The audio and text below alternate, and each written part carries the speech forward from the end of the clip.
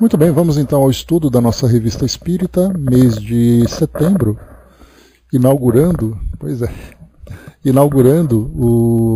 uma nova edição, setembro de 1862. E logo aqui no início, então, nós temos a inauguração de um grupo espírita em Bordeaux. Vamos lá então, nós iniciamos aqui, deixa eu só preparar aqui o nosso trabalho.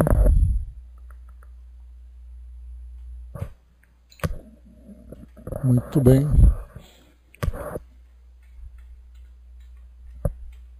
Muito bem, Revista Espírita então, o tema inauguração de um grupo espírita em Bordeaux, o discurso de abertura. Então Kardec traz para nós aqui uma pequena introdução e depois nós vamos para o discurso daquele que é o presidente, né, o fundador do grupo. Então Kardec diz assim para nós: a despeito de certa má vontade, multiplicam-se diariamente os grupos espíritas. Aqui vale a pena a gente fazer uma observação, porque na época de Kardec não havia ainda uma ideia, um pensamento da formalização desses grupos. Então eram grupos domésticos, grupos de familiares, grupos de amigos que se reuniam na casa das pessoas, né? A sociedade já estava instituída, né, e outros grupos também já tinham essa formalização, mas os grupos espíritas, como ele coloca, multiplicam-se diariamente os grupos espíritas. Então eram exatamente esses grupos, como o mesmo grupo de Kardec também começou na sua própria casa, né, ou na casa, né, do senhor Didier, se eu não me engano, e depois então fazendo ali algumas observações sobre os fenômenos. Então os grupos, pessoas se juntavam, e o objetivo maior daquela época não era apenas o estudo como nós fazemos aqui. O objetivo naquela época era fundamentalmente presenciar os fenômenos espíritas, de presenciar as comunicações com os espíritos, sejam eles espíritos instrutores, mas essencialmente, mas principalmente também espíritos familiares. Já que a doutrina espírita abriu esse canal de comunicação com o mundo espiritual, muito natural que as pessoas se encontrassem, que as pessoas se reunissem para falar com seus entes queridos, né? E mais do que isso, naquela época o pensamento da sociedade europeia era um pensamento que lutava entre a influência das religiões tradicionais, como a católica e as religiões protestantes, e ao mesmo tempo também o materialismo, que era inclusive uma filosofia, né? O positivismo, o ceticismo.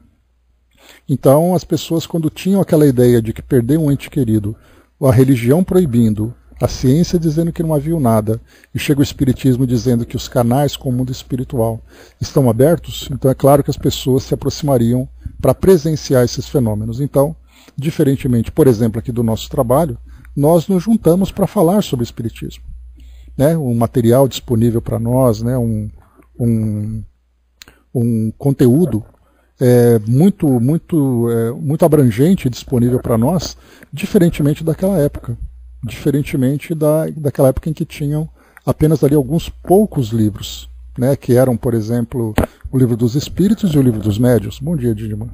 Então, quando Kardec inicia, logo nessa primeira passagem, da multiplicação dos grupos espíritas, entendamos esses pequenos grupos, e não como nós temos hoje, né, com a quantidade enorme de centros espíritas disponíveis. Inclusive tem até uma estatística sobre o número de centros espíritas que eu vou pegar para vocês. Eu cheguei a ler, mas me fugiu aqui o número que eu li, mas é um número bastante expressivo, que eu vou trazer para vocês depois, tá?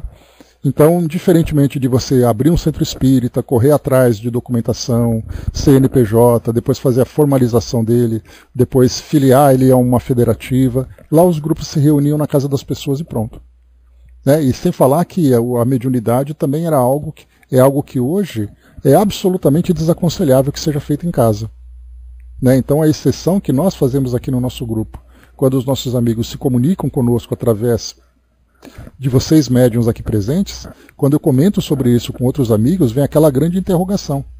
Né? Certa vez eu comentei com uma amiga que a comunicação que nós recebemos, que era uma comunicação muito interessante, daquelas que vinham, né, com mais frequência para nós, falando um pouquinho sobre as experiências dos espíritos, ela regalou o olho e já começou a me fazer perguntas. Quem é o médium? Como é que é feito?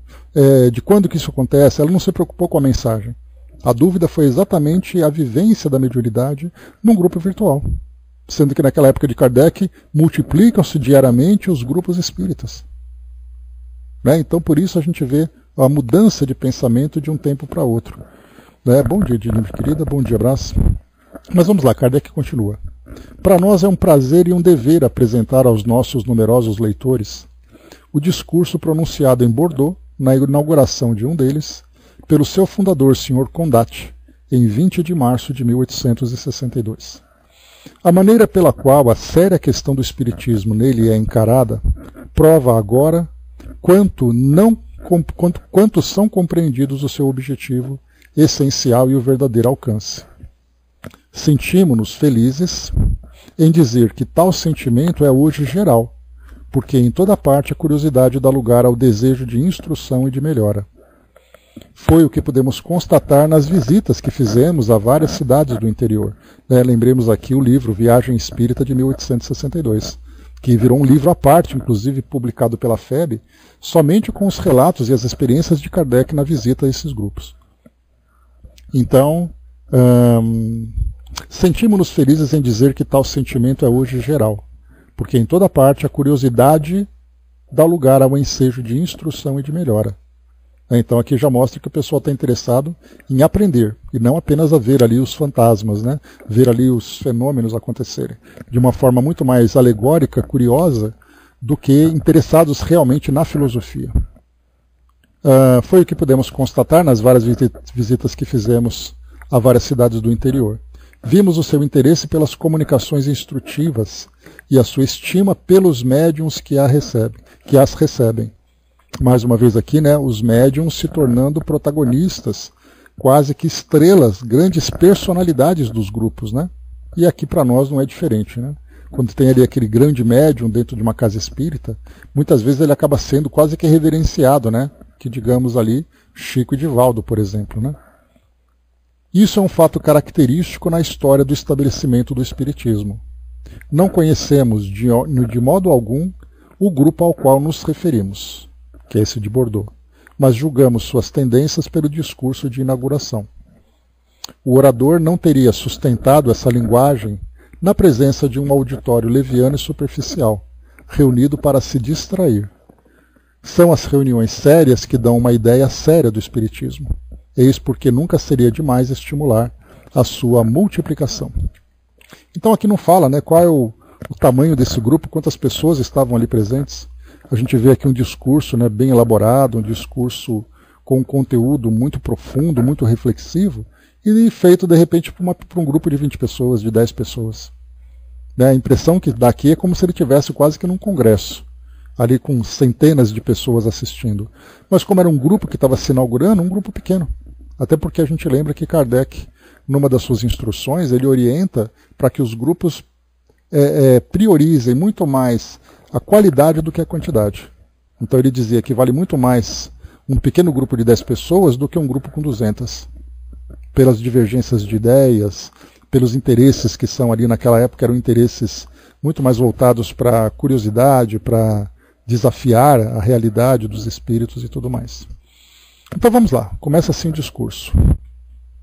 Senhoras e senhores, pedindo aceiteis os meus agradecimentos pela benevolente acolhida ao meu convite, permiti-vos dirija algumas palavras sobre o motivo da nossa reunião. Em falta de talento, espero ao menos que encontreis a convicção de um homem profundamente devotado ao progresso da humanidade. Muitas vezes o viajor intrépido, aspirando a atingir o topo de uma montanha, encontra estreito atalho obstruído por uma rocha.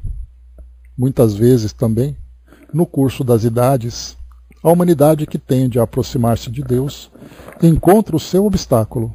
Seu rochedo é o materialismo. Ela estaciona por algum tempo, talvez séculos, mas a força invencível a que obedece, agindo em razão da resistência, triunfa do obstáculo e a humanidade, sempre convidada a marchar avante, retoma a caminhada com um impulso mais vívido. Então aqui nesse ponto, o materialismo naquela época era uma filosofia muito presente, era uma filosofia, não era uma crença pessoal. As pessoas se juntavam para falar sobre o materialismo. O positivismo, por exemplo, que trazia ali a parte tanto filosófica como a parte experimental, mostrava que o mundo espiritual simplesmente não existia por falta de elementos que pudessem ser ali analisados, tocados, compreendidos. Então, por isso, era um pensamento muito presente. Então, ele fala para nós. Então, quando ele diz também aqui que estaciona talvez séculos, então a gente fica preocupado. Poxa, durante tanto tempo a humanidade ficou presa nesse pensamento. Mas aí a gente vai lembrar que o tempo no mundo espiritual é diferente do nosso. Podemos até ficar estacionados durante séculos. Porém, os espíritos trabalham gradualmente em indivíduos, em grupos, em filosofias, para poder trazer essa realidade do mundo espiritual. E até mesmo esses que durante séculos ficaram com um pensamento enraigados, nessa ideia de que o nada é o que vem depois da morte física, ou que o nada antecede a chegada de um espírito, de uma pessoa aqui no nosso mundo, conforme ele vai reencarnando, ele mesmo vai mudando o seu modo de pensar, o seu modo de ser. Porque estar no mundo espiritual negando inicialmente, para ele ali é uma mudança irresistível. E nós vamos lembrar sempre que a maioria dos indivíduos que optam por se tornarem ateus, se tornam contra a religião. E não simplesmente porque veem a realidade material como sendo uma realidade. Já comentei com vocês que, assistindo, por exemplo, a vídeos no YouTube sobre ateísmo, nós vamos perceber que o argumento das pessoas é sempre aquela de que Jesus não desencarnou, quer dizer, Jesus não ressuscitou, que Maria não era virgem, que o fim do mundo, que o início do mundo não foi com Adão e Eva. Então, todo o argumento do ateísmo está em cima de críticas à Bíblia, por exemplo. Então nós percebemos que não é o indivíduo que faz isso pela convicção do nada, ele faz isso porque ele não crê naquilo que é pregado pelas instituições religiosas. Então o Espiritismo veio trazer um meio termo dentro dessa briga entre aqueles que impõem uma crença e aqueles que se afastam dessa crença. Ele traz uma conexão principalmente racional entre os dois grupos, dizendo, olha, esse aqui é o fenômeno, vamos entendê-lo. O indivíduo pode até não querer se aproximar, aí é a opção dele, mas diante do fenômeno ele é, no mínimo, levado a refletir sobre essa realidade espiritual. O Braz lembrou, como essa humanidade é uma criança em relação à espiritualidade. Pois é, então ficou durante séculos parado. Os espíritos estão ali há milênios trabalhando. Então, gradualmente, esse pensamento vai sendo transformado. E ele segue. Não nos admiremos, pois, senhores, quando se manifestar uma dessas grandes ideias que melhor denunciam a origem celeste dos homens, quando se produz um desses fatos prodigiosos que vêm perturbar os cálculos restritos e as observações limitadas da ciência materialista. Não nos espantemos e, sobretudo, não nos deixemos desencorajar pelas resistências que se opõem a tudo quanto possa servir para demonstrar que o homem não é apenas um pouco de barro, cujos elementos serão restituídos à terra depois da morte. Bom dia, Maza. Antes, constatamos com alegria, nós, adeptos do Espiritismo, filhos do século XIX, o qual, por sua vez, foi a manifestação mais completa, por assim dizer, a encarnação do ceticismo e de suas desanimadoras consequências, constatemo-lo, a humanidade está em março. Bom dia, professor. Dá um ok na área de texto, pessoal, por gentileza, só para orientar aqui. Por favor, está tudo em ordem? Ok, obrigado. Vede o progresso que aqui faz o Espiritismo, nessa bela, grande e inteligente cidade, Bordeaux, Vede como por toda parte a dúvida se apaga às claridades da ciência nova. Contemos, senhores, e confessemos com sinceridade, quantos de nós, ainda na véspera, com um sorriso de incredulidade nos lábios, estamos hoje com o pé na estrada e o coração decidido a não recuar? Compreende-se, estamos na corrente e por ela somos arrastados. Que é então essa doutrina, senhores? Onde nos conduz? Aqui vale um comentário. Porque quando ele fala que aqueles que antes tinham um sorriso de incredulidade nos lábios e agora estão com o coração tomado, decidido a continuar. Então, hoje nós temos, né, a gente já falou sobre isso, quais são as motivações que as pessoas têm para conhecer o Espiritismo? A dor, de um modo geral, é o motivo mais presente. A dor de uma doença, a dor de uma dificuldade financeira, social, a dor da perda de um ente querido. Naquela época, as pessoas que se aproximavam até por interesse, porque o Espiritismo estava tão presente na mídia, seja ela positivamente ou negativamente, mas ela era tão falada, que as pessoas se aproximavam para perguntar, será que isso é verdade? Será que não é nenhum truque? Então essa é a dúvida que tinha naquela época. Então hoje não, hoje as pessoas, nós temos o Espiritismo muito bem estabelecido no Brasil, as instituições formalizadas, presentes aí em todas as cidades, e as pessoas se aproximam geralmente por causa da dor. Mas quantos daqueles que de alguma forma se aproximaram, quantos daqueles que começaram a conhecer o Espiritismo e hoje seguem convictos, como nós, que muitos que nos apresentamos ao Espiritismo trazendo ali as nossas angústias e as nossas aflições. Então é assim que ele coloca lá. Quantos daqueles que se aproximavam com esse tom de incredulidade e acabaram se tornando espíritas praticantes fervorosos. E ele segue.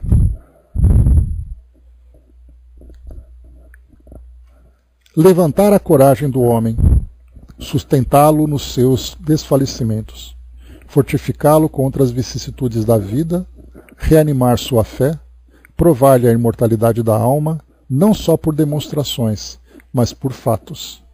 Eis a doutrina, eis onde ela nos conduz. Então aqui ele traz um resumo do qual é exatamente o objetivo do Espiritismo, que não é apenas ali trazer ideias romanceadas ou trazer ali fenômenos, mas levantar a coragem, sustentar nos desfalecimentos, fortalecer contra as vicissitudes, reanimar sua fé, provar-lhe a imortalidade com os fatos que a mediunidade apresenta para nós. Né? Braz lembrou aqui, né, as cartas familiares, né, recebidas por Chico, abriu a compreensão de milhões de pessoas, sem dúvida, Braz. O Chico teve um papel fundamental na difusão do Espiritismo. Por isso ele se tornou quem era, né? Então imagina a responsabilidade que ele trazia nas mãos, nessa relação entre mundo físico e mundo espiritual, sendo ali o instrumento de divulgação da realidade espiritual, do Espiritismo. E seguimos. Que outra doutrina produzirá sobre o mortal e sobre o intelecto melhores resultados? Será a negação de uma vida futura que lhe poderão opor como preferível no interesse da humanidade inteira e é para a perfeição moral e intelectual de cada homem isoladamente? Tomado por princípio as palavras que resumem o materialismo, tudo acaba quando se abre o túmulo. O que é que se consegue produzir com essa máxima, senão o nada? Então, quando o materialismo diz para as pessoas, olha, morreu, acabou, morreu, desapareceu. Que tipo de efeito isso provoca nas pessoas? Diferentemente de quando o Espiritismo diz, a vida continua, as pessoas estão vivas, o seu afeto permanece do seu lado, a vida que você leva hoje vai te conduzir para uma condição no mundo espiritual. Então esses são os argumentos que nós vemos, né? E ele segue. Experimento uma espécie de sensação penosa, um pudor por haver feito um paralelo entre esses dois extremos. A esperança de encontrar no mundo melhor os nossos entes queridos, cujas almas abriram as asas, e o horror invencível do que experimentamos, que o próprio ateu experimenta, ao pensamento de que tudo se aniquilaria com o derradeiro suspiro da parte mortal do nosso ser, bastaria para repelir toda a ideia de comparação. No entanto, senhores, se todas as consolações encerradas no Espiritismo não passassem de crença, se fossem apenas um sistema de pura especulação, uma engenhosa ficção, como objetam os apóstolos do materialismo, para submeterem inteligências fracas a certas regras, chamadas arbitrariamente virtude, e assim retê-las fora dos sedutores apetites da matéria, compensação que, num dia de piedade, o autor dessa ordem fatal, que dá tudo a uns e reserva o sofrimento à maioria, a esta teria concedido para atordoá-la. Senhores, para as inteligências fortes, para o homem que sabe fazer uso legítimo da razão, não seriam essas engenhosas combinações, estabelecidas como consequência de um princípio sem base e como simples fruto da imaginação, um tormento a mais acrescentado aos tormentos de uma fatalidade a que não poderiam subtrair-se? Sem dúvida, a demonstração é uma coisa admirável. Prova, antes de tudo, a razão humana. A alma é essa abstração da matéria.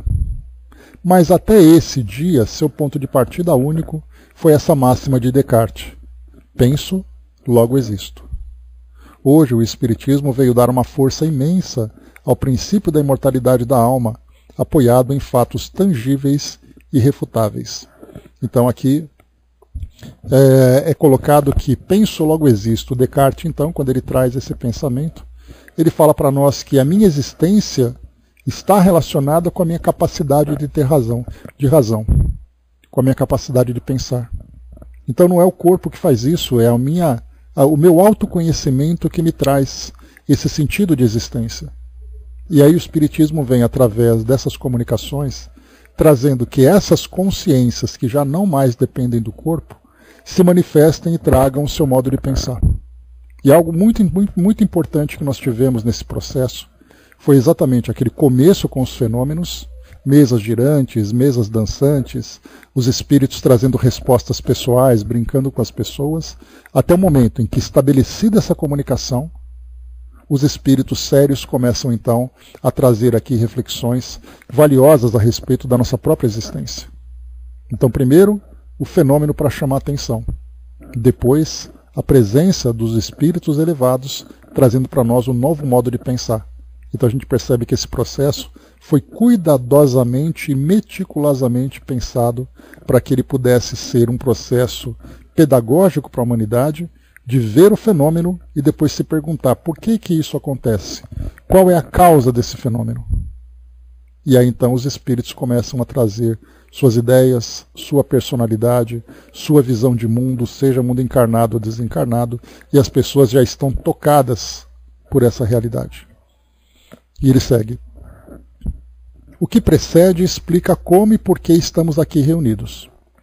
Quer dizer, tudo aquilo que ele disse até agora é o motivo deles estarem reunidos. Mas, senhores, deixai-me ainda comunicar-vos uma impressão que sempre senti. Um desejo constantemente renovado, cada vez que me encontro em presença de uma sociedade que tem como escopo o aperfeiçoamento do homem moral. Eu gostaria de ter estado na primeira reunião, participado das primeiras comunicações de alma para alma dos fundadores, presidido ao desenvolvimento do germe da ideia que, como grão tornado gigante, mais tarde produziu os frutos abundantes. Eu acho que o que ele coloca aqui para nós é o desejo que todos nós temos, né? Imaginarmos nós estarmos presentes, acompanhando as primeiras reuniões mediúnicas que aconteceram antes mesmo da fundação da sociedade. Os primeiros espíritos, a apresentação deles, né? Então, eu acho que nós podemos fazer um paralelo absolutamente pobre, mas muito relevante, sobre a nossa própria história aqui, do nosso grupo de estudos, Jesus e a Doutrina dos Espíritos. Quando então nós tivemos, né, Dudu, lá no comecinho, a primeira comunicação da Cecília, pelo menos a primeira comunicação pública, quando ela disse que estava presente aqui conosco já há muito tempo. E aí então depois vieram, né, abriram-se as portas para aqueles tantos e tantos amigos que vieram trazer a sua contribuição, o seu depoimento, tudo isso para nos ajudar a chegarmos onde chegamos hoje. Então, como foi dito aqui, né, eu queria estar naquelas primeiras reuniões. Vocês que estiveram presentes aqui conosco se lembram da surpresa que foi para nós quando nós tivemos o primeiro contato. Parece uma coisa meio alienígena, né? O primeiro contato com os seres extraterrestres. Foi para nós aqui o primeiro contato com os espíritos. E foi para nós assim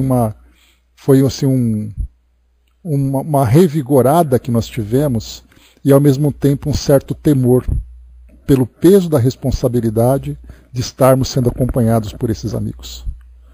Né? Então, quando nós vemos, né, esse nosso amigo aqui fazendo o discurso, comentando sobre como ele gostaria de estar presente lá no começo, né? A gente tem essa vivência aqui no nosso grupo, assim como também muitos tiveram, né?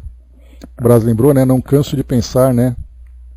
O cautelo e os métodos com que Kardec teve na codificação. Eu acho que é incomparável para nós, né? Não estava o professor, né? Porque foi assim um período, né? E depois eu até pego a data para vocês aqui. Você tem a data aí, Dudu, da primeira mensagem? Só para a gente poder registrar aqui para o pessoal. Mas enfim, seguindo aqui com o discurso, vamos lá. Eu tenho aqui, depois eu passo para vocês. Pois bem, senhores, hoje que tenho a honra de vos reunir para propor a formação de um novo grupo espírita, minha ideia tem plena aceitação. E, como eu, peço conserveis no coração, na memória, a data de 20 de março. Né? Então, 20 de março de 1862. Agora, senhores, é tempo de passar à prática. Talvez eu me tenha demorado muito. Sem transição para reparar a perda do tempo, largamente concedido para alguns desabafos, abordarei o objetivo de nossa reunião, pedindo que vos previnais contra uma objeção que naturalmente se apresentará em vosso espírito, como se apresentou no meu, quanto à indispensável necessidade de médiuns, quando se quer formar um grupo espírita. Aquilo que nós comentamos, né?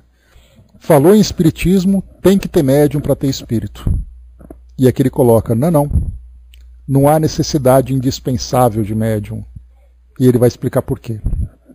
Eis aí, senhores, uma aparente dificuldade, e não uma dificuldade em si. Para começar, ficai certos de que nossas reuniões não se tornarão estéreis pela simples ausência de médiuns. Esta é uma ideia que vos apresento, pedindo a vossa opinião. Procederemos assim. A primeira parte de cada sessão seria dedicada à leitura de O Livro dos Espíritos e de O Livro dos Médiuns. A segunda seria consagrada à formação de médiuns entre nós. E acreditais, senhores, se seguirmos os conselhos e os ensinos dados nessas obras de nosso venerado chefe, Sr. Allan Kardec, a faculdade mediúnica não tardará a se desenvolver na maior parte de nós, ocasião em que os nossos trabalhos receberão sua mais doce e mais larga recompensa, porquanto Deus, o grande Criador de todas as coisas, o juiz infalível, não se enganará quanto ao bom uso que queremos fazer da preciosa faculdade mediúnica. Não deixará, pois, de nos dar a mais bela recompensa que pudéssemos ambicionar e permitir que um de nós, pelo menos, obtenha tal faculdade no mesmo grau de vários médiuns sérios que nessa noite temos a felicidade de contar em nosso meio. Nossos bem-amados irmãos Gorges e Sabó, que tenho a honra de vos apresentar, assistindo à nossa sessão inaugural, quiseram dar-lhe um mais alto grau de solenidade. Que eles nos deem a esperança, nós lhes suplicamos, e que, com frequência que lhes for possível, nos venham visitar. Sua presença fortificará a nossa fé e avivará o ardor de alguns de nós que, ante o insucesso dos primeiros ensaios mediúnicos, poderiam cair no desalento. Sobretudo, senhores, não nos extraviemos. Prestemos conta de nossa empresa e de seu objetivo. Enganar-se-ia seriamente aquele que fosse tentado a participar do novo grupo que iremos formar, apenas movido pela esperança de encontrar distrações fúteis e fora da verdadeira moral apregoada pelos bons espíritos. O fim essencial do espiritismo, disse nosso venerado chefe, é o melhoramento das criaturas. Nele, só se deve procurar aquilo que pode ajudar o progresso moral e intelectual. Enfim, não se deve perder de vista que a crença no espiritismo só é proveitosa àquele de quem se possa dizer: ele hoje é melhor que ontem. Olha o peso dessa fala, né? O peso dessa responsabilidade para todos nós. E nós que estamos aqui envolvidos com o espiritismo, estamos melhores do que ontem? Que façamos aqui a nossa avaliação. Assim, não esqueçamos que o nosso pobre planeta é uma estação purgatorial, onde na atual existência expiamos as faltas cometidas nas precedentes. Isso prova uma coisa, senhores, que nenhum de nós pode dizer-se perfeito, porque, enquanto tivermos faltas a expiar, reencarnaremos. Nossa presença na Terra atesta, pois, a nossa imperfeição. Então, para nós que estamos aqui, para aqueles que vão chegar, o fato de nós termos o nosso passaporte carimbado, com passagem comprada, para seguirmos para esse mundo, já claramente já é um atestado de imperfectibilidade que nós ainda temos. Né? Como diria Santo Agostinho, a cada avaliação será feita ao deitar, né? E nós, a cada dia, temos oportunidade de fazer essa reflexão, para que a cada existência nós nos apresentemos transformados, nos apresentemos melhores. A Janila lembrou, né? Cheguei até a JDE em 2013, mas apenas ouvia, né? Pois é, eu comecei aqui, Angelina, foi em final de 2003. Final de 2003. Né? O professor já estava aqui, também já era frequentador dessas bandas aqui. Né? E aí a gente acabou depois não apenas frequentando, né? Mas também depois assumindo os trabalhos para que a gente pudesse continuar aqui com esse nosso projeto, com essa nossa proposta. Vamos lá, seguindo. O Espiritismo fincou as balizas, foi em 2003, Brás, quando eu cheguei. Você chegou logo depois também, né? Naquela época também, né? O Espiritismo fincou as balizas da estrada que conduz aos pés de Deus. Marchemos sem jamais as perder de vista. A linha traçada pelos espíritos bons, geômetras da divindade, está rodeada de princípios. As urzes e os espinhos são as suas margens. Não lhes temamos os ferimentos. Que são tais feridas comparadas à felicidade eterna que acolherá o viajor que chegou ao termo de seu percurso? Então, grande pergunta que é feita. Jerusa colocou, né? Eu ouvi quase todos os estudos no YouTube antes de estar aqui presencial. Legal, né? Cada um tem a sua história, são histórias tão bonitas, né? São histórias tão bacanas, né? Que o acaso vai ali juntando todos nós para chegarmos aqui e fazermos desse trabalho hoje, né? Trabalho que a gente faz juntos. Muito legal. E segue. Tinha sim, professor. A JDE, ela era uma sala derivada de uma outra que terminou, que acabou se dividindo por atritos entre os presentes, né? E aí então assumiram, era a Vaninha, tinha mais uma colega que eu não lembro o nome dela, se eu não me engano tinha o Guilherme e o Barbudinho. Né? Aí eu acabei entrando, a JDE, ela tinha um trabalho na parte da manhã, que era às 9 horas, e às 3 horas da tarde. E eram muitas pessoas que participavam. E aí depois a parte da tarde fechou, a parte da manhã foi minguando, ficamos eu aqui e tudo, né? O Barbudinho, né? E ficamos aqui muitas vezes eu, a Vaninha, o Barbudinho e uma alma caridosa que ficava aqui ouvindo. Né? Pois é. Mas vamos lá, seguindo em frente, pessoal, vamos para o discurso. Esse termo, esse objetivo, senhores, há muito é objeto de minhas meditações. Abarcando o meu passado com um olhar e voltando-me para reconhecer o espinheiro que me havia ferido, o obstáculo que me tinha feito tropeçar no atalho, não deixei de fazer o que faz todo homem, ao menos uma vez na vida. O balanço, por assim dizer, das alegrias e das mágoas, dos bons momentos de coragem e das horas de desânimo. E com a cabeça sossegada, a alma livre, isto é, concentrada em si mesma, desprendida da matéria, disse de mim para mim: a existência humana não passa de um sonho, mas de um sonho horroroso que começa quando a alma ou o espírito encarnado da criança se esclarece nos primeiros lampejos da inteligência para terminar no desfalecimento da morte.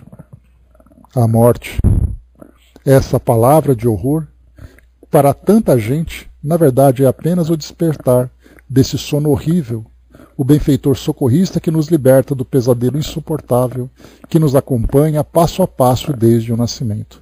Olha como ele fala aqui para nós da vida material, como ela é sofrida para nós, pelo fato de nós estarmos aqui presos, vivendo todos os seus desafios. E não que isso seja, para nós, uma visão ruim da realidade física, mas ele traça para nós uma visão bela da realidade espiritual. Se isso para nós pode de alguma forma ser satisfatório, imaginemos o mundo espiritual, com todas as alegrias, com todas as venturas que aquele bom espírito é capaz de vivenciar, de conquistar, né? E ele diz, falo em geral, mas não de maneira absoluta. A vida do homem de bem não tem mais esses mesmos caracteres. Aquilo que fez de bom, de grande, de útil, ilumina com puras claridades o sonho de sua existência. Para ele, a passagem da vida à morte é feita sem transição dolorosa. Nada deixa atrás de si que possa comprometer o futuro de sua nova existência espiritual, recompensa de seus benefícios.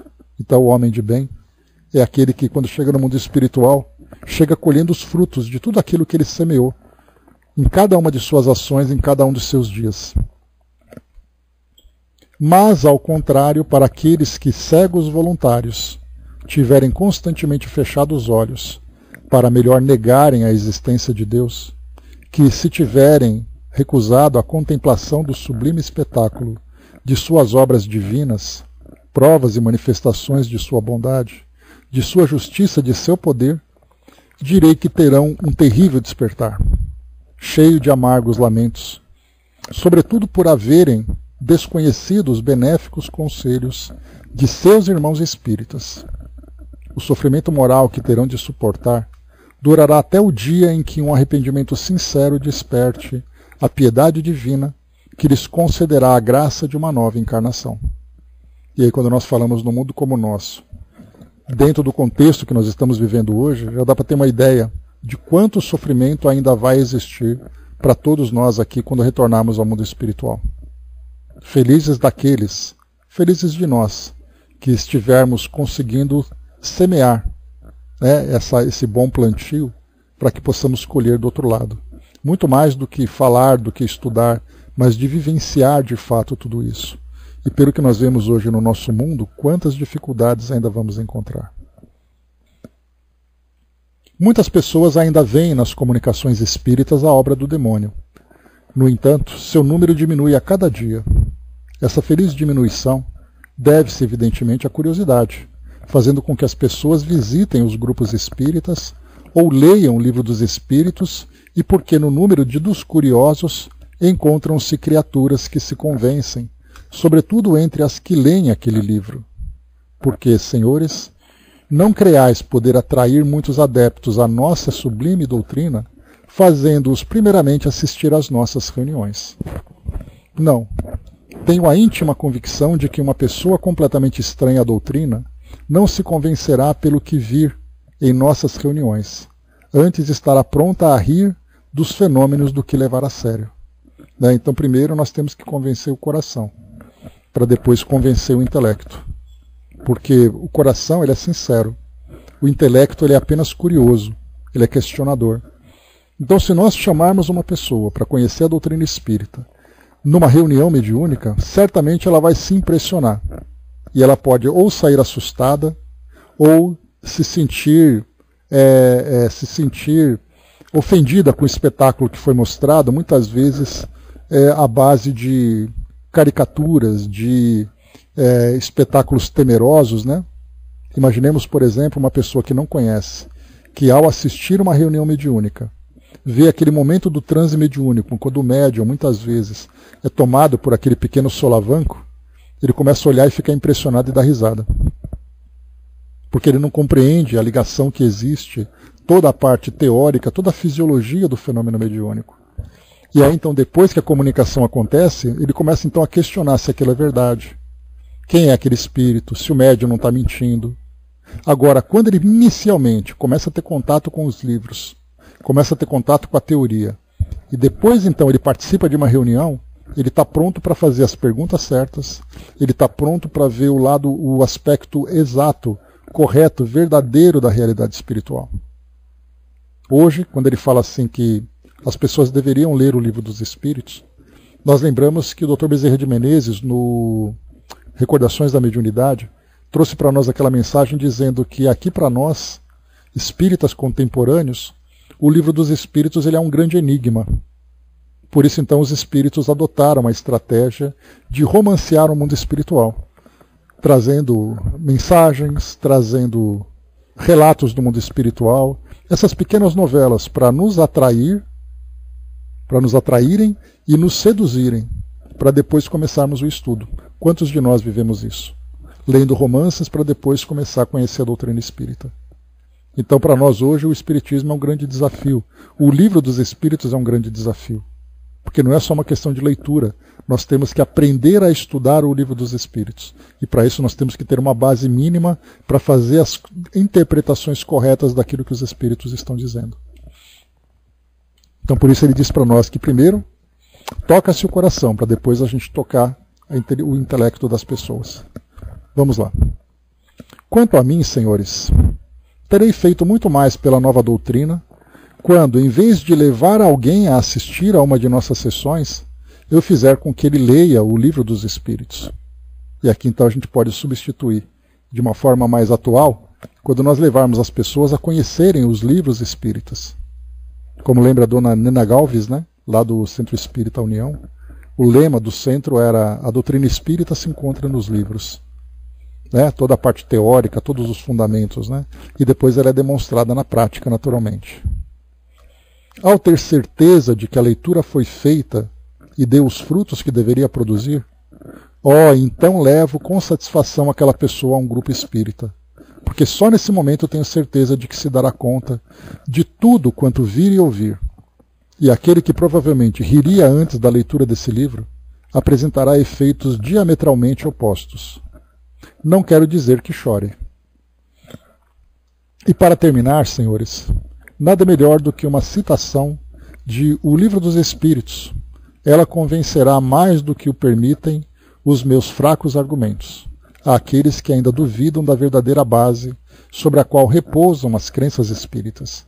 Aqui tem uma nota de rodapé, que vai dizer para nós aqui o trecho, né, que é o item número 5, da conclusão de O Livro dos Espíritos, que ele passa para nós aqui. Então diz assim, isso Kardec agora, né? Os que dizem que as crenças espíritas ameaçam invadir o mundo, proclamam ipso fato a força do espiritismo, porque jamais poderia tornar-se universal uma ideia sem fundamento e destituída de lógica. Então Kardec está dizendo, aqueles que dizem que a doutrina espírita ameaça invadir o mundo, falam de fato porque é isso que vai acontecer. Assim, isso claro, nós vamos sempre considerar os desafios contemporâneos, né, de divulgar, de quebrar as crenças, de tocar as pessoas nesse mundo tão conturbado que nós vivemos hoje, né? E aqui no Brasil nós já vimos que as estatísticas mostram uma redução no número dos espíritas, isso levando em consideração os contextos, né? A presença de grandes médiuns na mídia. Hoje nós não temos essa presença, então nós temos a responsabilidade, nós que somos trabalhadores, nós que somos divulgadores do espiritismo, temos a responsabilidade de levar essa mensagem de forma acessível a todas as pessoas. E Kardec segue. Assim, se o espiritismo se implanta por toda parte, se principalmente nas classes cultas recruta adeptos, como todos facilmente reconhecerão, é que tem um fundo de verdade. Aqui a gente lembra que se Kardec nele sempre lembrava que as classes cultas adotavam o espiritismo como filosofia, o que mostra que não era simplesmente uma ilusão, uma brincadeira, uma fantasia, mas eram pessoas inteligentes que levavam muito a sério. E hoje nós temos o compromisso de fazer com que esse aspecto culto da doutrina seja ainda acessível, às pessoas de todas as capacidades, de todas as condições. Principalmente num país como o nosso, que tem ainda, né, tantas dificuldades para formar a sua sociedade, né, formar o intelecto de sua sociedade. O professor lembrou, né, ainda ontem lia sobre William Crookes, o mesmo que teve que provar a si mesmo a veracidade do espiritismo, né? Pois é.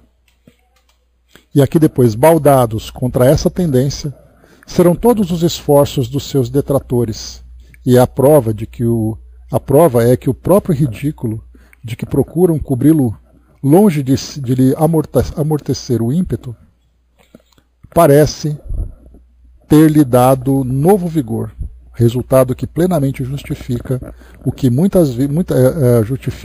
o que repetidas vezes os espíritos hão dito. Não vos inquieteis com a oposição.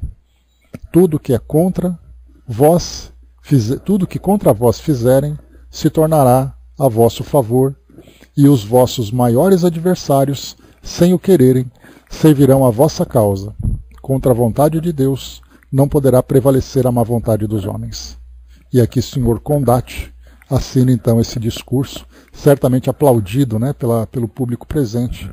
E Kardec, então, vendo essa transcrição desse discurso, se sente muito feliz pela profundidade das palavras e pela seriedade do grupo. E, como sempre, nossa queridíssima Cecília, presente aqui conosco, trazendo aqui um pouco da sua mensagem tão amorosa como sempre, né? Então ela diz para nós assim: amados irmãos, queridos e estudiosos, graças a Deus, Cecília na graça de Deus. O início de tudo é a confiabilidade de que o estudo iniciado por vocês há muito tempo atrás só faz fortalecer essa vontade de estar fazendo na nossa memória pretérita, através de tantos estudos, que com certeza a firmeza de que só na sabedoria de nossa doutrina estaremos conhecendo melhor o que seria para muitos ainda uma coisa estranha, que para nós esse modo será sempre entendido através dos tempos que passam, mas que esse mesmo tempo vai formar grupos como esse, formado e pronto para, através de tantas gravações, cheguem, como está chegando, e abrindo campos suficientes para que tudo colocado aqui seja derramado na mente e na memória desses que aos poucos vão começar a entender o que é verdadeiramente o Espiritismo. Portanto, irmãos queridos, continuem nessa luta. Viva, que é estar todos aqui, recebendo a luz de tanto estudo que só enobrece aquele que quer ouvir e fazer dele a sua verdade. Que a luz de Maria Santíssima, de nosso Deus maior, possa estar cobrindo esse adorável grupo que acompanha e adoro ver vocês estudando para nós daqui também. Gratidão e o nosso abraço fraterno, que nós, que estamos juntos para sempre. Graças a Deus, Cecília na graça de Deus. Então um beijo enorme para nossa querida Cecília e para todos os irmãos que nos ajudam aqui no desenvolvimento desse trabalho, né, aqueles nossos guardiães e protetores, sempre aqui atentos, né, nos trazendo sempre as melhores inspirações e os cuidados de que nós precisamos, né, assim como também todo esse grupo de espíritos aprendizes como nós aqui se reúnem todos os dias aqui nesse nosso encontro, né. Então, a inauguração, né, o discurso de inauguração desse grupo espírita de Bordeaux, né, e a nossa cerejinha do bolo, trazendo aqui a mensagem, né, da nossa querida mentora, da nossa querida amiga, presente aqui conosco nesse nosso trabalho. Então, meus amigos, é isso. Encerrando o nosso trabalho de hoje, né, o trabalho duplicado, né, como a gente comentou, e o bom é que cada vez que a gente faz uma leitura, novas ideias vão chegando, né? Então, a primeira foi só um ensaio, esse segundo agora é o nosso estudo para valer, né? Então, meus amigos, fechando por aqui esse nosso encontro de hoje, deixando essa rica mensagem, né, do senhor, de novo aqui,